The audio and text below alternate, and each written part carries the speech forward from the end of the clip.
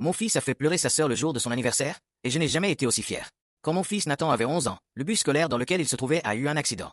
Son cou a été tellement secoué que sa trachée a été écrasée. Les médecins nous ont dit qu'il allait s'en remettre, mais qu'il ne parlerait peut-être plus jamais. Pourtant, cela n'a pas empêché sa petite sœur, Rosie, de lui parler sans arrêt. Nathan l'écoutait, souriait ou lui répondait par message. Au général, cela suffisait à Rosie.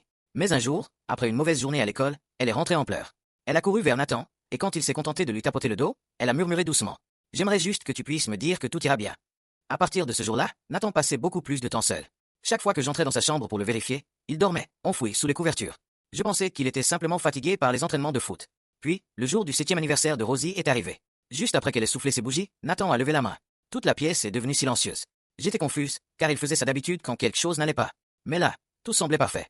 Il a alors pris une grande aspiration.